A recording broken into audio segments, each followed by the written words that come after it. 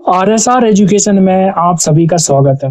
आज हम बात करने वाले हैं इकोनॉमिक्स, अर्थशास्त्र। इकोनॉमिक्स क्या है, इसे समझने के लिए हम एक उदाहरण लेते हैं।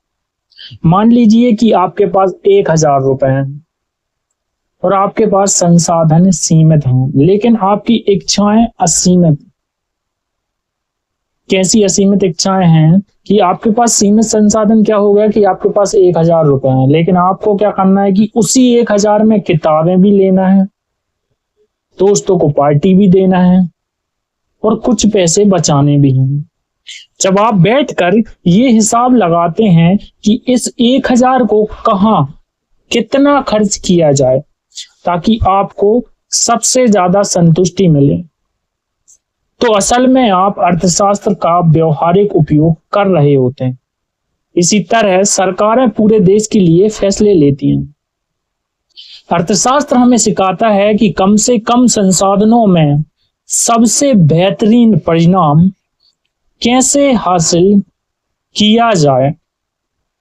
इकोनॉमिक्स, जिसे हिंदी में अर्थशास्त्र कहा जाता है, सरल शब्दों में सीमित संसाधनों के बुद्धिमानी से प्रबंधन का विज्ञान है। यह इस बात का अध्ययन करता है कि कोई व्यक्ति, परिवार, समाज या देश अपने पास मौजूद सीमित साधनों, क्या क्या हो सकते हैं साधन, जैसे पैसा, समय, जमीन, मजदूरी का उपयोग अपनी असीमित जरूरतों को पूरा करने के लिए किस प्रकार करता है।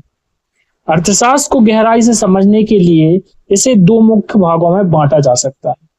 सबसे पहला व्यष्टि अर्थशास्त्र, माइक्रो इकोनॉमिक्स। यह व्यक्तिगत स्तर पर आर्थिक फैसलों का अध्ययन करता है।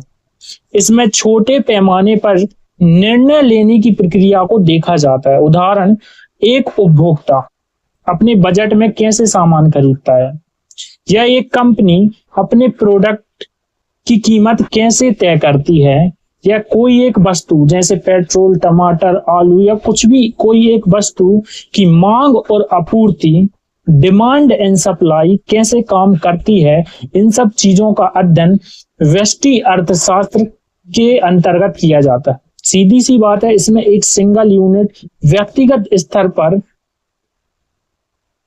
चीजों का अध्ययन किया जाता है।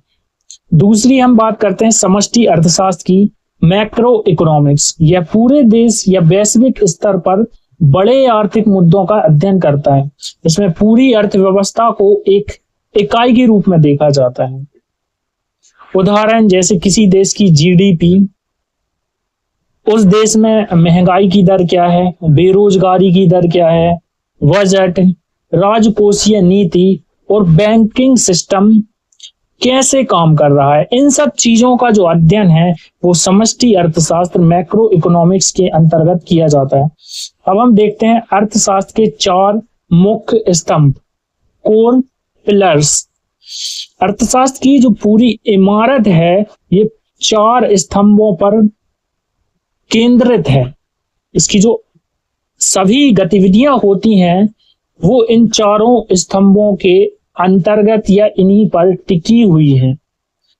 इनमें सबसे पहला स्तंभ है उत्पादन, प्रोडक्शन।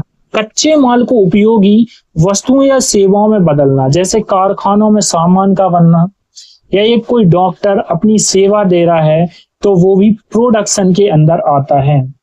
दूसरा उपभोग, कंजम्पशन।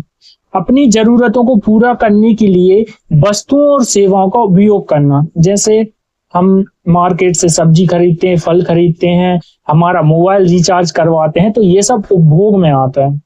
तीसरा वितरण, डिस्ट्रीब्यूशन।